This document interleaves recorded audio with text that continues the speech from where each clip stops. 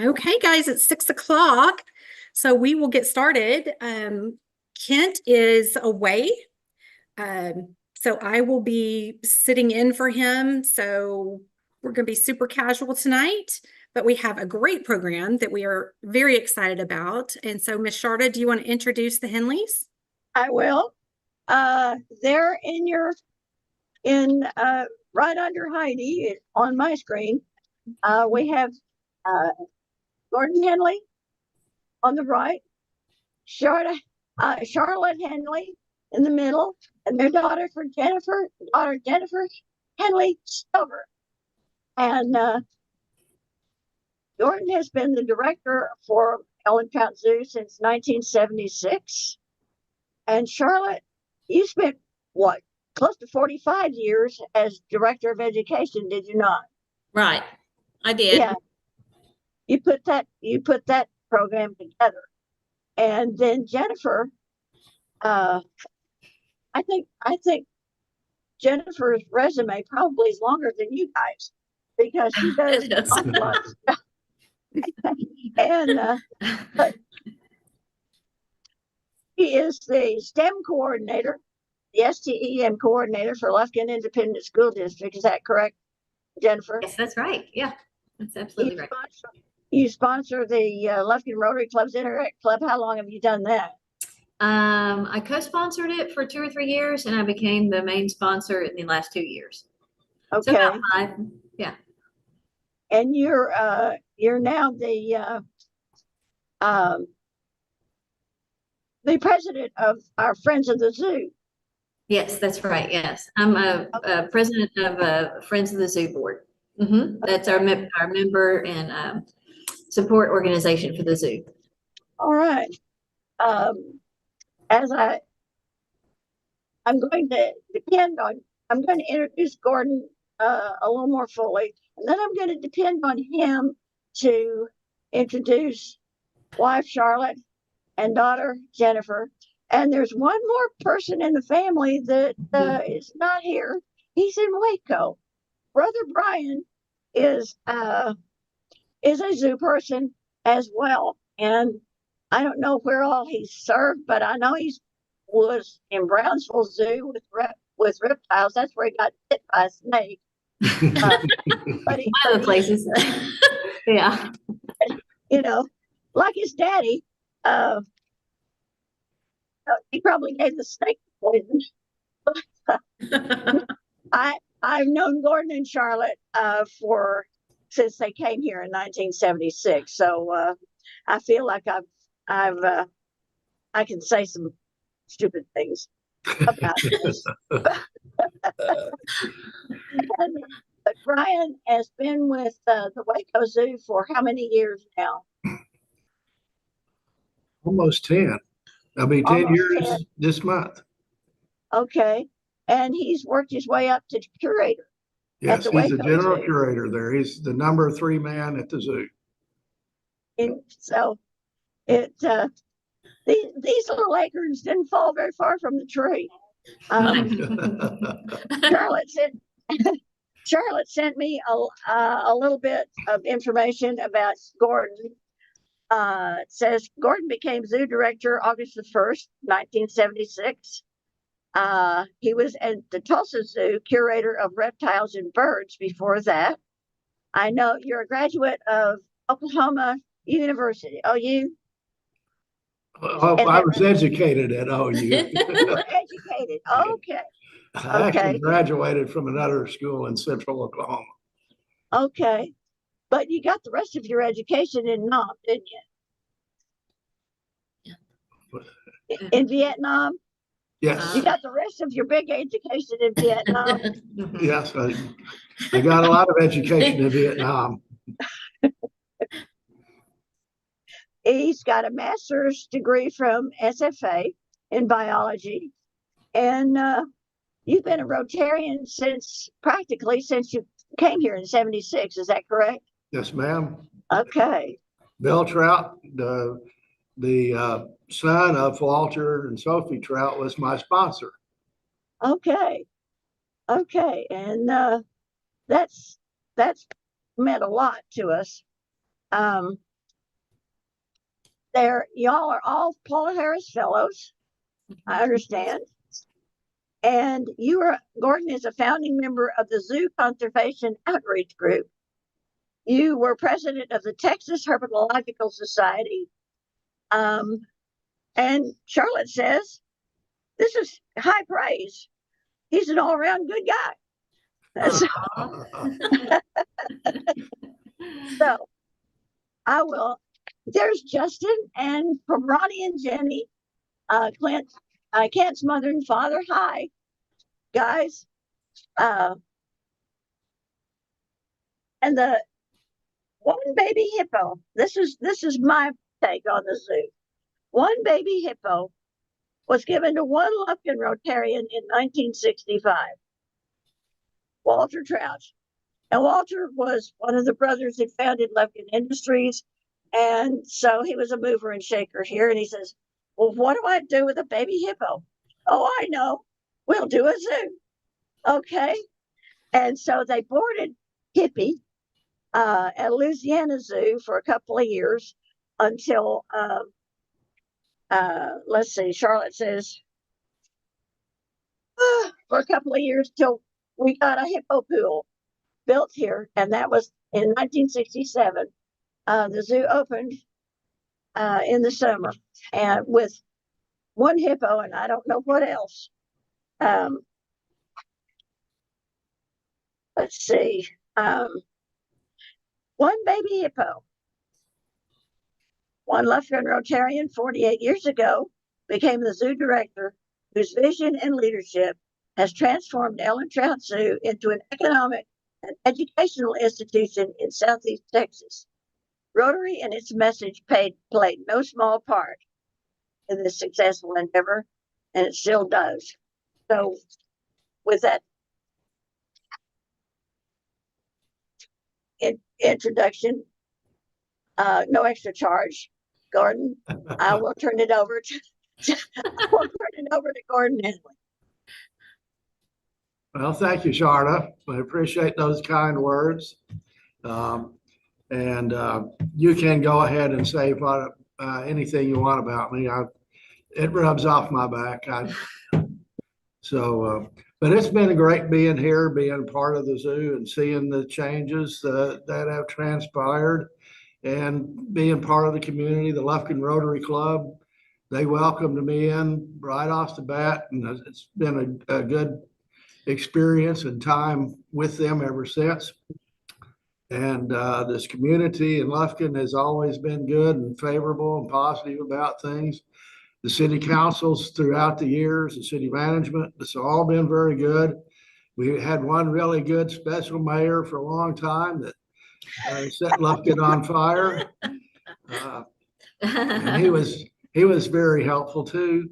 And I remember I've told this story several times, but you mentioned I was president of the Texas Herpetological Society, and we had our field meeting the year I was president at Pine Island, and Mayor Bernal was our host, and we had about 400 people out there looking for all the kinds of reptiles and amphibians that we could find. Then we all met together on Sunday morning and were showing each other all the things that we had collected. And Mayor Bernal was walking around looking at all of these things. And then at noon, everybody said, go turn them loose. And so they all went back where they came from. And Mayor Bernal was going, what are you doing? Putting them all back. So it was a great experience, and we really had a good time with that. But the zoo has seen a lot of growth over the time. It was approximately 4 or 5 acres in 1976 when we got here. It had a building that had some reptiles and some birds and some monkeys. The hippos were there. We had white-tailed deer, fallow deer, alligators, and rheas, which are cousin to the emus. Most people are familiar with emus, but rheas are South American flightless birds. Oh, yeah. And And that was about it. And so we saw a great opportunity here. That most of the zoo was really in very good shape when we got here. I mean, there weren't many things that you would actually call a cage. But one of the things that we did note and wanted to take care of was the lions and tigers. That became a priority because we had 2 lions and 2 tigers, each in a 20-foot by 20-foot enclosure with 1 outdoor shift. So they had both the lions and both tigers had to go out. Both tigers went out at the same time. Both lions went out at the same time. They didn't all go out together, but we thought that was, something that could be improved. And that was one of the things that happened in the mid 1980s. We were able to actually accomplish building new big cat exhibits. And once again, Mayor Bernal touted that Lufkin had the best cat house in Texas.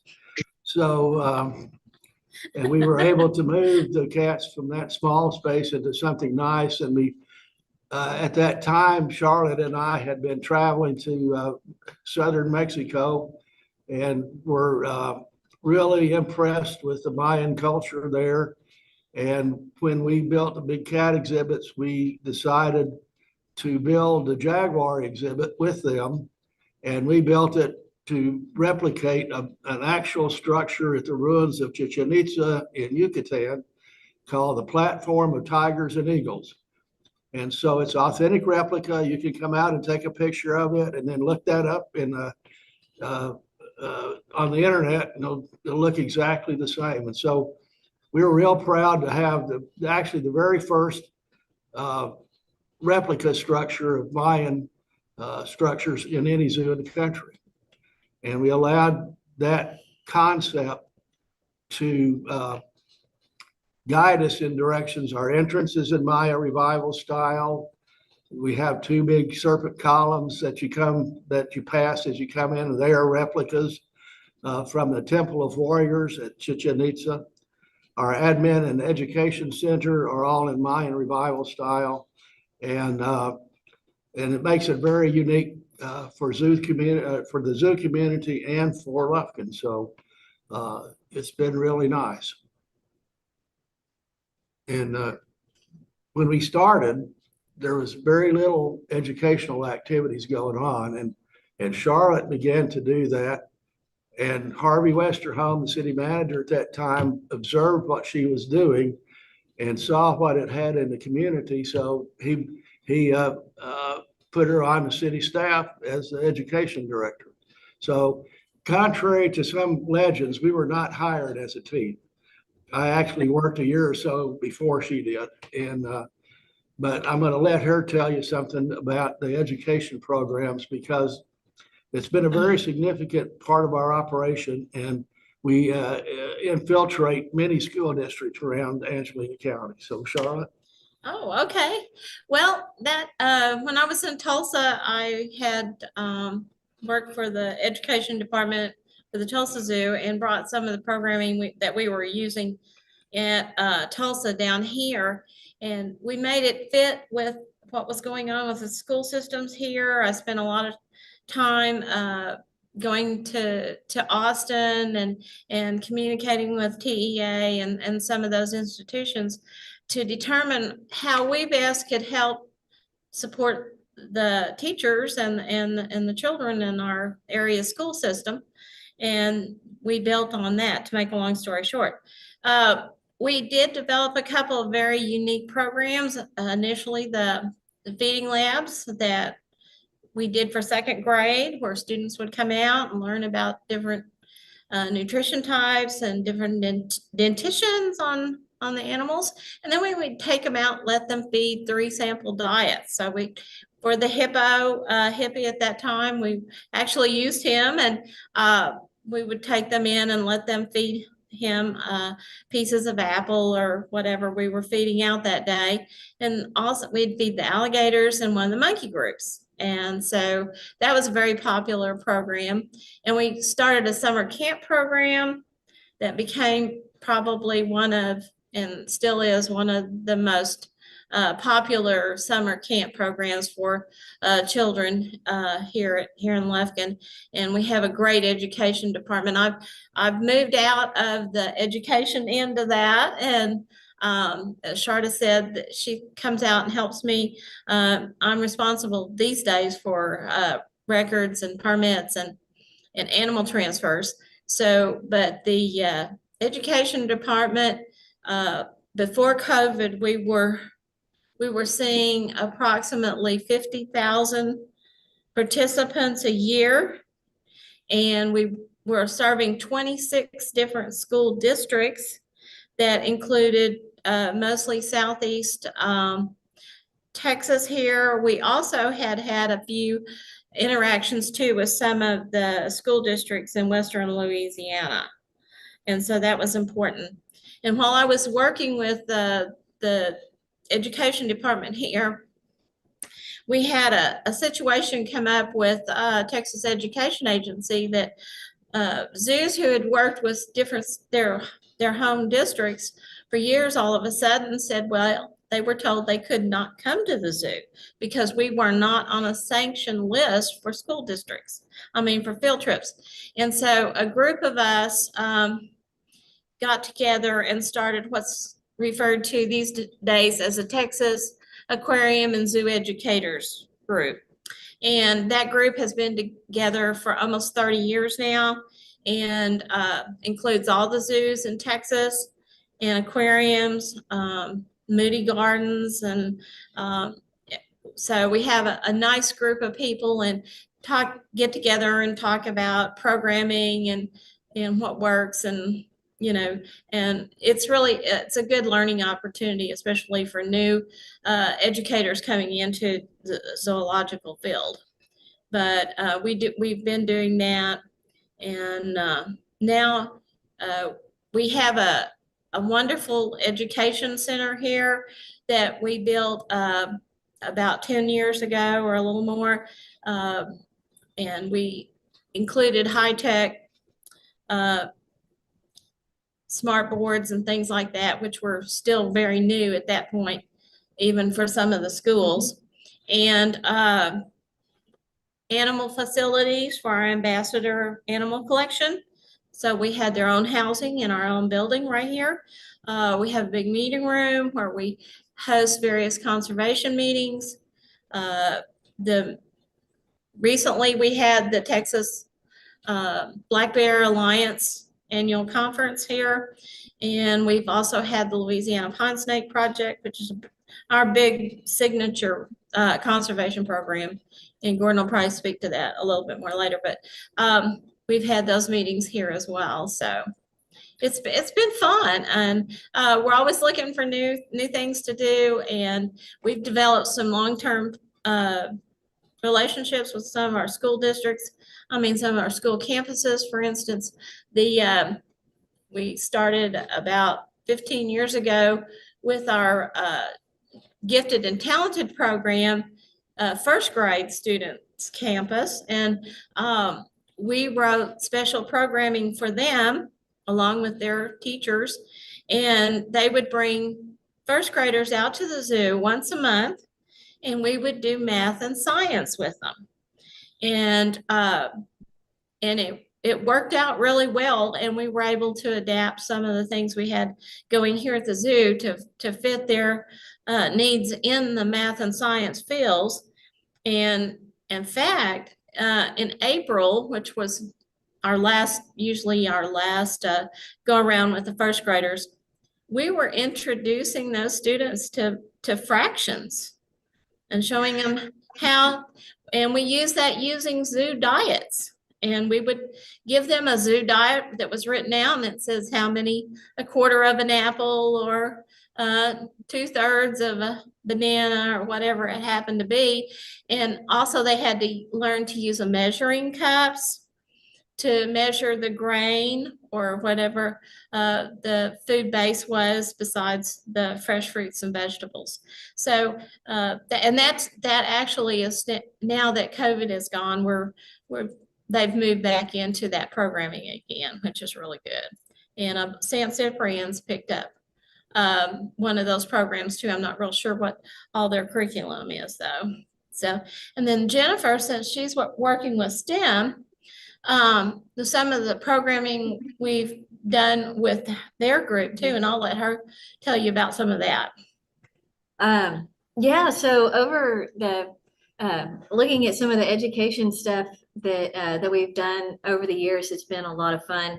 I kind of reflect back on one of my favorite things when I was growing up here, because we lived here at the zoo, and there's still like a zoo house that gets used, and so I spent every night at the zoo, but it was always really cool when mom developed this program to use with the elementary school I was going to, where we would get all of the fifth graders and they would come over and spend the night at the zoo. So I thought it was really cool to have all my classmates here. For me, it felt totally normal. For them, it was a little scary to hear the lions roaring at night. And there's a lot of sounds that you're not quite sure what that is. But that was always fun. And when I started teaching later on, that was one of the things that I brought back for a little while.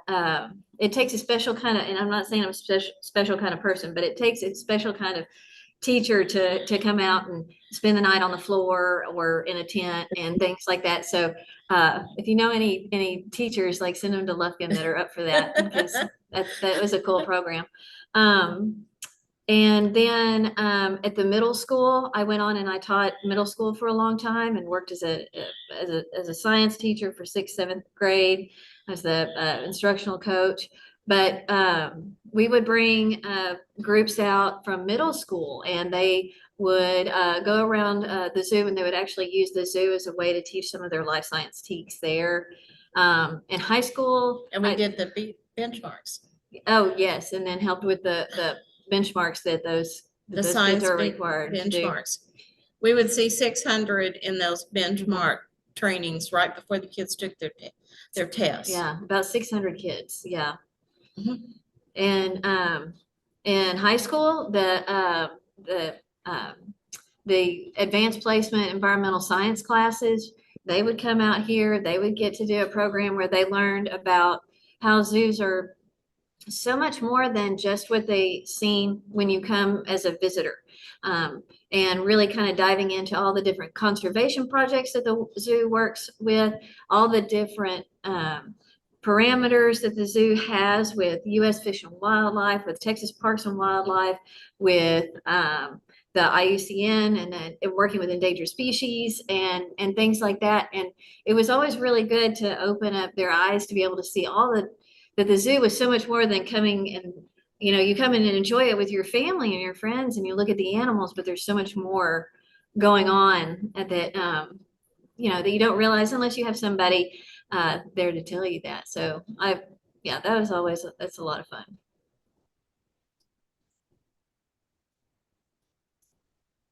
Well, Gordon, yeah, I worked there for a while, about 10 years ago. And it was impressive, the numbers of visitors and where they come from. You tell us a little bit about that, the numbers of visitors and All right. Outreach. Well, the visitors that we have each year, the number will range between 120,000 and 150,000. And we do what's called a zip code survey during various seasons, winter, spring, summer, and fall, to determine where our guests are coming from. And it is every year we see that about 53 to 54% of our guests are from outside of the Lufkin area. And so that tells us a bunch that, in addition to what typical things that you think about zoos, the recreation aspect, the conservation, education, science, we're also an economic asset to the community. And we have people here each year from every state in the union. And depending on the year, we might have 5 foreign countries, and we've had up to 12 foreign countries. We've had people from Singapore, Abu Dhabi, Germany, Italy, Japan, China. And so we have a lot of international guests as well. So we think that that we have the opportunity to educate a lot of people, to be a resource, not just for Lufkin, but for this whole part of Texas. And that keeps us going. When we see the right now our funding for operations, it comes from the city of Lufkin, and that's salaries and animal food and utilities. But anything that you see, the building that we are in now, the big cat exhibits I mentioned earlier, the hippos, the rhinos, giraffes, all of that came from our admission fees and Friends of the Zoo activities and fundraising things. So without that kind of support, we wouldn't be really where we are. And it is kind of, for us who work in the zoo, it's gratifying to know that so many people come here from all over to have this experience. Well, Charlotte, Yes. tell me more about the bears thing, The the bear, Texas Okay. bear, whatever it is. okay. Well, a number of years ago, there was a group that was kind of working out of Texas Parks and Wildlife in Stephen F. But now we have the Texas Black Bear Alliance, and we are trying to work with Texas Parks and Wildlife for repatriation of what is technically the Louisiana black bear, or the luteus.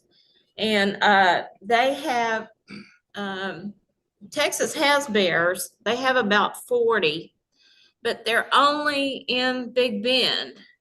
And currently they are moving back and forth in between Texas and Mexico based on the food availability.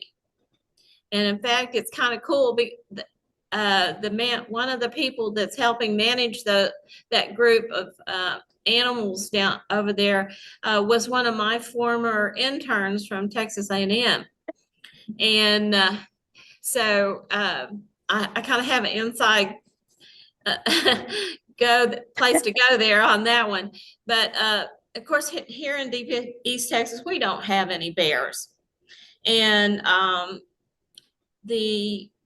we are looking at the feasibility, not so much of bringing in bears, because they tried doing that back in the 40s and it didn't work.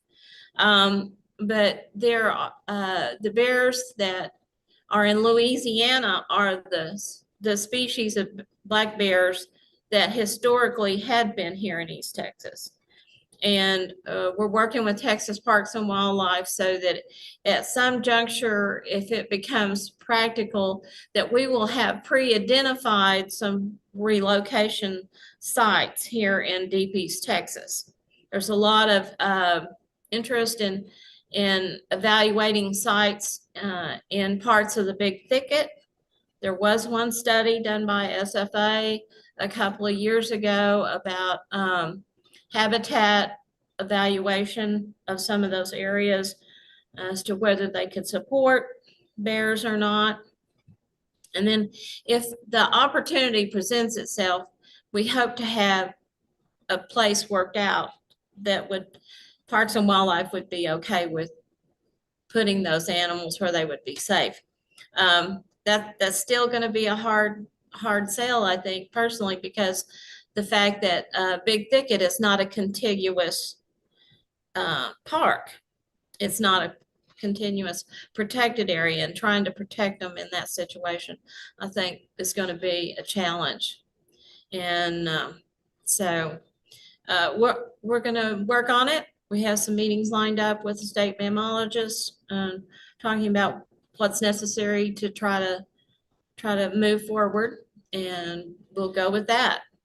Of course, we've got a lot of other conservation things that we're doing too.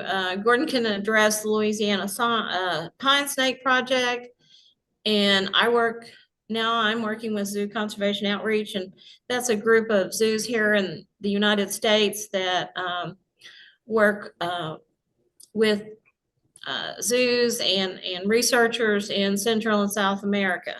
And I'm working with the SAFE program, which is Saving Animals from Extinction, where for Chilean flamingos. And we're putting transponders on flamingos in Chile. And we use satellites to track those birds. And we can tell where they're moving in those particular areas, when they're moving, how fast they're flying even. And the point of that is because of the birds are endangered because of habitat degradation in those areas due to lithium mining. And we're trying to identify the water areas that they're utilizing to get the Chilean government to protect those areas and keep that water in a high quality so that those animals will have good feeding areas and also good nesting areas. And so that's another project we've been working with a little bit.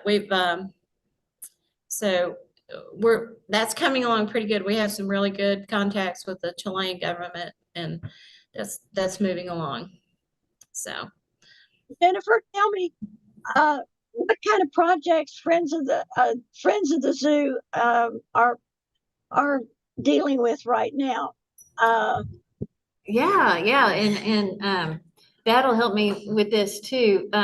But we are looking at a lot of new habitats, and so I'm excited about all the stuff that's coming up and things that we're doing, and the stuff that we've already done. But a lot of it is in support of some capital projects with, like, for instance, we're doing new primate exhibits. We've got some crocodiles that we'd like to see in a larger space, and we're working on that.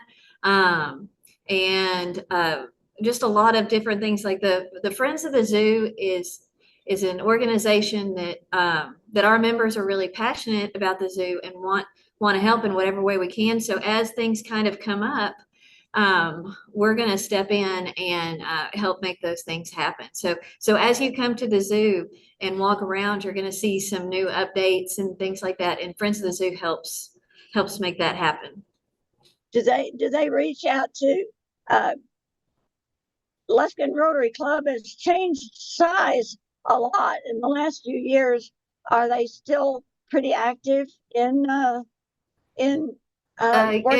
Yes, ma'am. Yes. In fact, we just received some monies from them to help in a building project that we're working on to help with not a perimeter fence, but we needed a fence to go up, and they were there to help us make that happen. So that happened very recently in the last month or two. So yeah, absolutely. There and me on my direct kind of relationship too with the Interact group and with the kids. They come out and they volunteer here at the zoo for lots of special projects and lots of things that are going on. So we've got a lot of little Rotarians that we're getting them. We're getting them going and getting them out in the community and doing some really cool stuff. So and they love it. They love coming out here. So I've got them signing up right now, and they are fighting for the spots. So yeah, between Rotary and Interact, they help so much. Earth Day? Yes, ma'am. Yes, Earth Day, Endangered Species Day. I've got a couple of them. If you can make it to the 5K, we're having a 5K here on September 28th. That's a Friends of the Zoo sponsored event. And I've got a couple of kids that are going to dress up in inflatable flamingo suits. So I can't wait to see that. And they are ready to go. They're like, do you have my suit ready? And I was like, I've got your suit ready. So, you know, we do these kinds of events and they're really a lot of fun. But we have Princess and the Frog that they help with where the we open it up and you buy tickets and little girls and little boys too come and they dress up and their parents come with them and they have this whole the whole space that's behind us here is filled with these tables that are beautifully decorated in this Princess and the Frog style. And they do crafts, and then they've got a whole education piece where they talk about the life cycle of frogs. And then we've got Raiders of the Lost Zoo. That's more stuff going on out in the zoo with different stations, and they get little cards and they go around. Yeah, I mean, we are busy out here. We've got stuff going on nonstop. And Zubu is coming up also. So we're excited about that. What's Zubu? So Zubu is our kind of October Halloween event.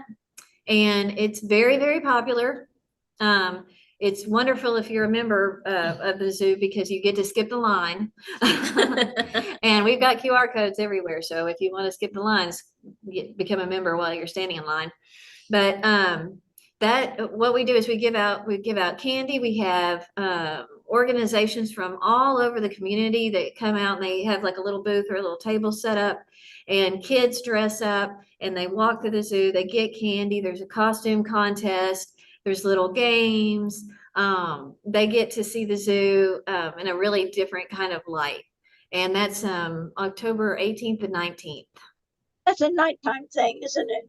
It is, yeah, but it starts off, the timing of it starts off so that if you want it to be all daylight, then you get here early and you can make it through and it's daylight. But if you want to see it a little bit at night, then you can wait a little bit later. And by the time we close, it's dark. So And it's which a one fun of event. you wants to talk about the other major fundraiser that's Oh, more yeah. of an adult pursuit? That now that COVID's over with, and that's a fundraiser for exhibits in the zoo as well, is it not? So who wants to talk about that? Whose idea was that in the first place? Zubru, Yes. that was it was an event that occurred at one or two other zoos across the country. And one of our interested zoo goers attended one of those in Memphis and came back and had those ideas, and we just took it and adapted it to our situation. Now, almost all the zoos have that kind of event going on, and it's so it's a nighttime thing. It's adults only, 21 and over, ID required. And it's an evening of hors d'oeuvres and samplings and Music. various Music. kinds of beer and wine. And there's music, 2 or 3 different locations that we play music. And again, it's seeing the zoo at night. There's various lights around that produce different effects for guest experience at night. So it's become a very popular thing. Zubu that Jennifer was talking about, we'll have several thousand people out for that. But Zubru is something that we capacity limit. So usually it's around 400 that we stop that at. And it's been a very popular thing. Sometimes you'll have ambassador animals out, or we'll feature a specific thing. One year it was featuring bats, and we had a lot of conversations, and the keepers were talking with the guests about bats and the significance of bats and all the good things that they do. They're not just vampires that suck your blood. They eat numerous insects. Some of the fruit-eating bats spread seeds and they pollinate things. And so they're really kind of fascinating creatures. But there might be something else like we featured flamingos at some of them. And typically the money that we raise at those events will go to work with those animals that we feature at that event, both in the zoo and in the wilds. So that's another way that we can have of being a resource, a unique resource for our community, and still provide some assistance to saving animals from extinction. And Charlotte, we need to wrap this up pretty soon and leave some time for questions. But tell me a little bit about the SSP program that Lufkin, that Ellen Trout Zoo, especially, I've seen on TV. One of our rhinos is a very successful herd bull for North Carolina Zoo. Yeah. And Columbus Zoo. SSP stands for Species Survival Plans. And these are management programs for different species of animals. And we have about 45 species in our collection that fall under that umbrella. Some of the higher profiles animals like the rhinos that you spoke of, we had for a long time 2 males here, and as part of that program we were requested to transfer one of those animals to the North Carolina Zoo where they had 4 females, and since then they have had at least 4 calves that I'm aware of. And 2 of those animals, because our male was the sire, well, they became our animals.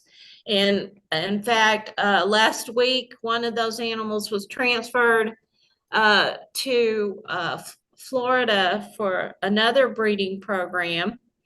And because our male was so successful in North Carolina, they said, we would like him to go somewhere else for a while till we kind of, you can't just keep having baby rhinos, And so he has been transferred to San Antonio. And the word from San Antonio is he has been successful there. I don't think they have a baby on the ground yet, but they're pretty sure that they're going to. Another male that we had, I sent to San Diego Wild Animal Park. Again, for a breeding program. Those both of those males were underrepresented in the genetic population here in the United States. And what we do, those species are evaluated based on their genetic background, and the best possible pairings are determined by how unrelated they are to one another. And then animals will be transferred from facility to facility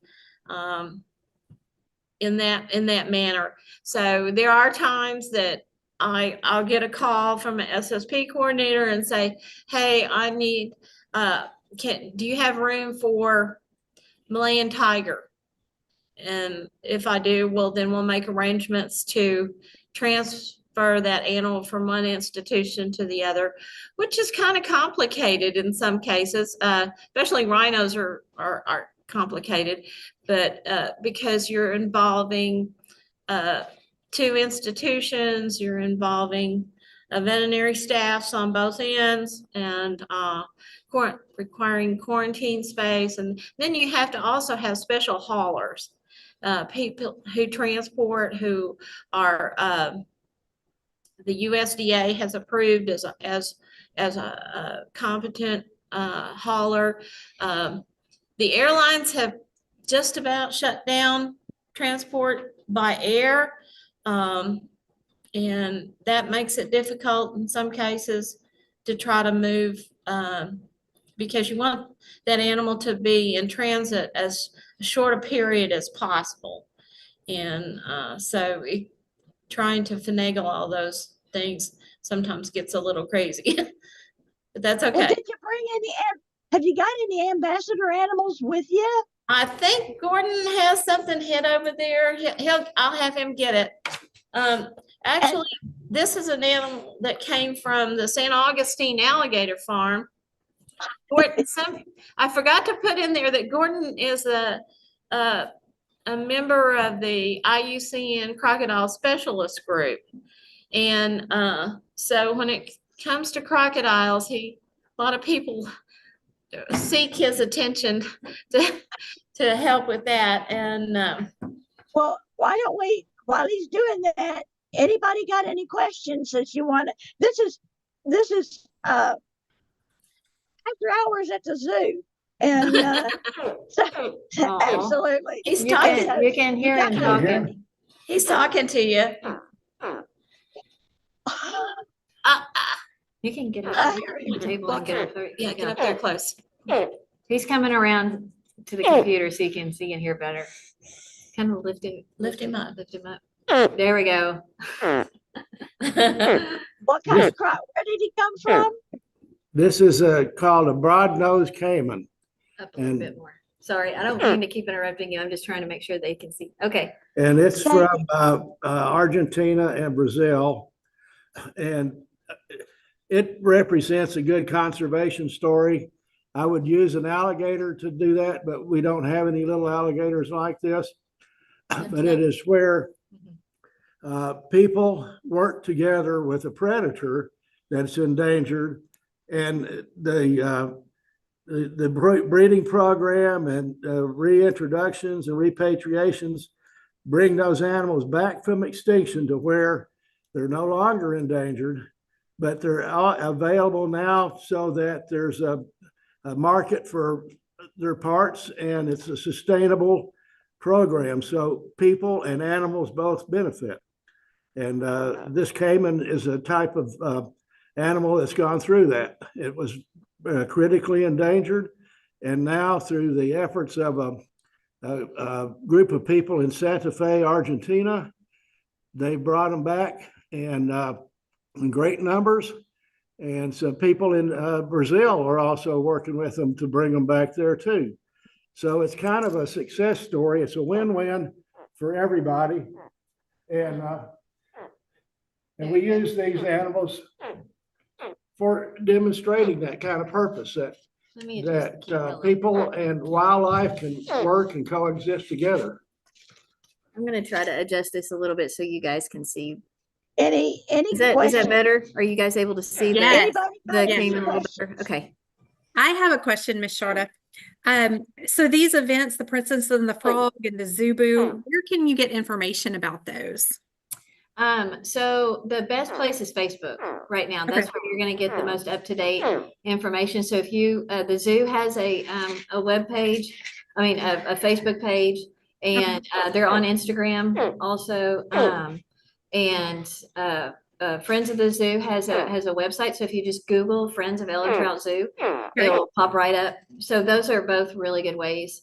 But the Facebook is really the one that is updated the most often. You'll get on the Facebook page, you'll get to see who's having a birthday out here. So if Asher, our lion, is having a birthday and he gets a big blood popsicle, that sounds terrible, but he loves it.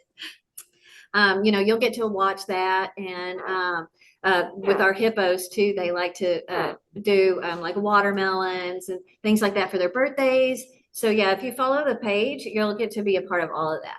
Okay. Yeah. Thank you. And do you still have the peacocks? Oh yes. They're out there. Yeah. They're out watching right now. Yeah. It's their bedtime, so they're all up in the trees. Oh. How do you tend the animals, so to speak, when they get sick or something like that? Do you have any veterinarian in the area that specializes in wild animals? We have a staff veterinarian, and we have a clinic on site.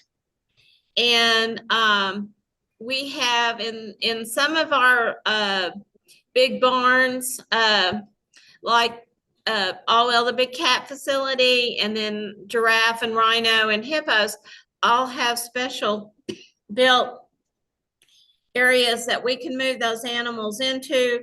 If you're familiar with squeeze chutes utilized with cattle and livestock, it's a special built sort of a thing like that, so we can get in and do exams, or if we need to do a physical for an animal, which we do physicals on a routine basis for a number of the animals, well, they're anesthetized, so we can draw blood and check their teeth and take x-rays or whatever we need to do.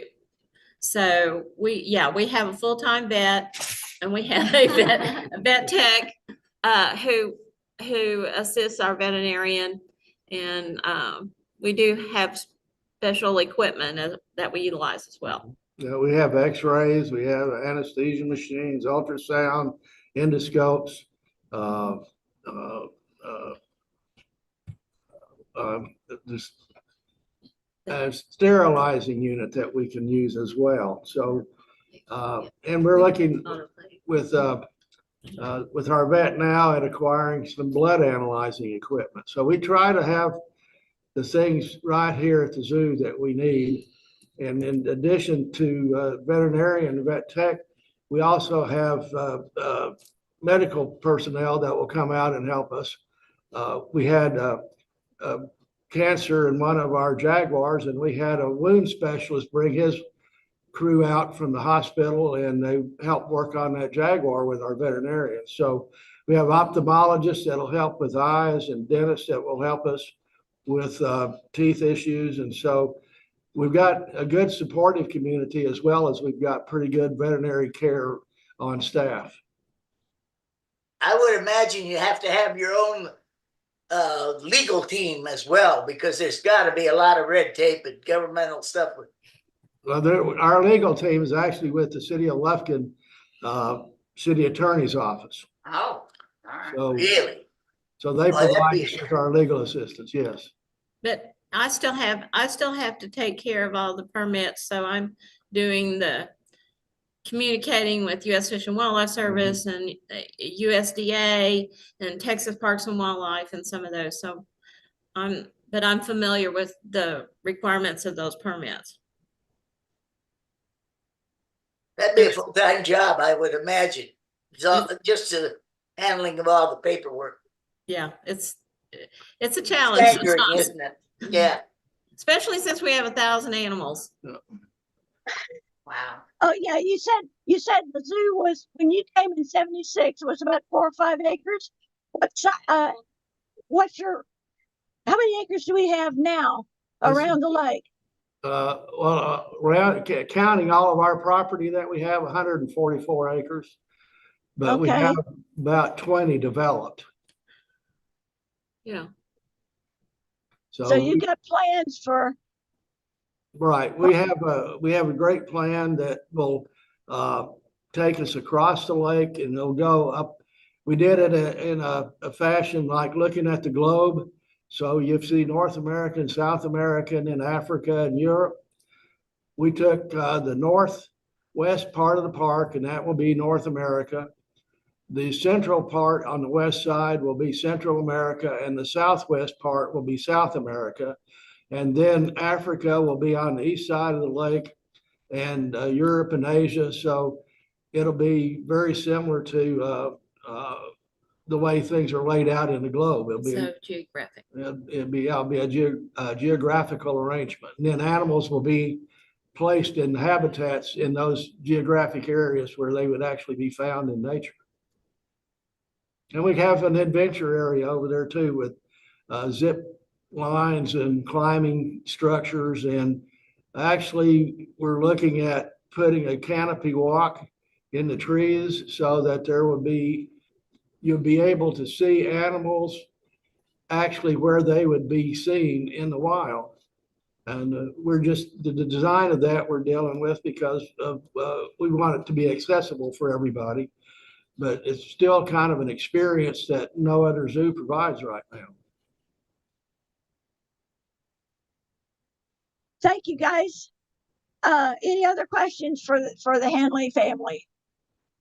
There, just one comment. There is a museum down on the Amador in Panama that's so probably about 5 years old that really emphasizes the migration of animals throughout the world. That is very, very interesting. And I would imagine they have a website, but it's very fascinating to go through that and Yeah. consider how animals have migrated.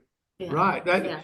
We, in the United States, we have what's called, well, it's actually the United States, Mexico, South America's, the Migratory Bird Treaty Act. Because a lot of the birds that we have here in the summertime spend the winter all the way down into South America. And you can also see, for those of us who are around animals, the vultures and the herons and the things that we see in the lake right across here, when we go down to Central America and take a boat ride in the rivers down there, we see the very same species. And so that law protects those animals so that people don't destroy wildlife that is not really the United States. It's a whole new world. Well, thank you so much. And someday we'll have, Jennifer has, how many expeditions in the summertime have you led down to Central America? It's and a lot. Belize and Honduras and stuff, Jennifer? Yeah. Yes. So I don't remember now to count, but yes, I love going on those expedition type things. The most recent one I was on was in Brazil. I went to Brazil to do some research with the reforestation project to see it in an area like if you do reforest these rainforest areas, do the animals come back? And that was what I was there for in Brazil. But I take groups to Belize, to Costa Rica, and we throw in some European trips every once in a while. Have you ever had any interact groups go?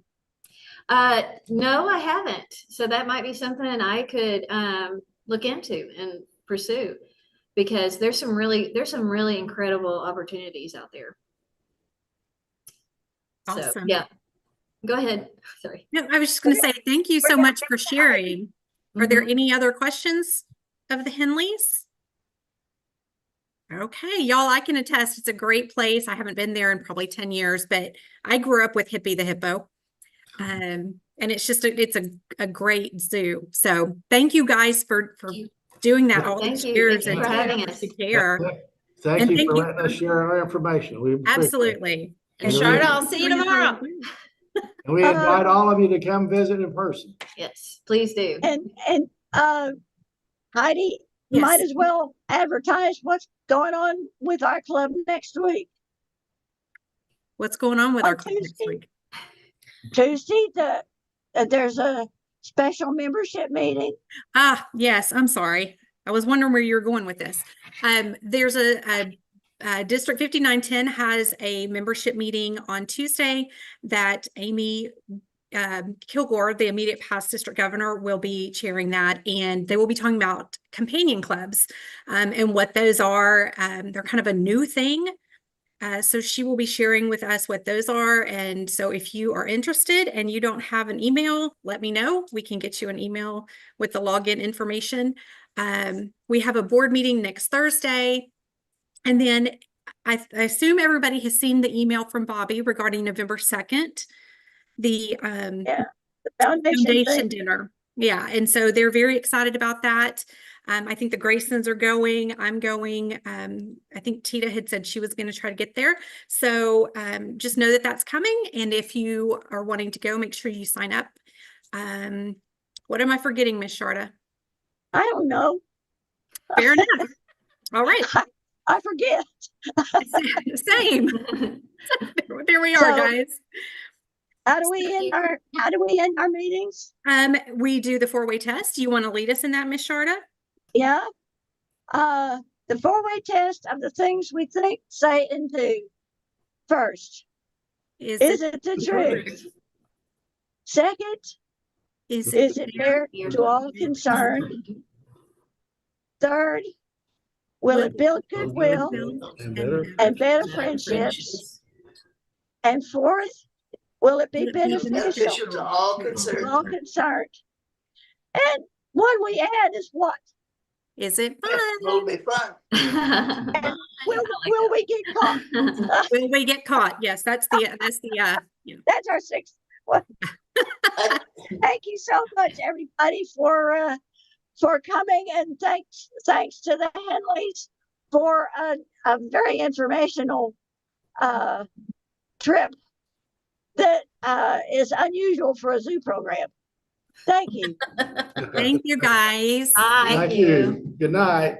Bye, Good night. guys. Good night.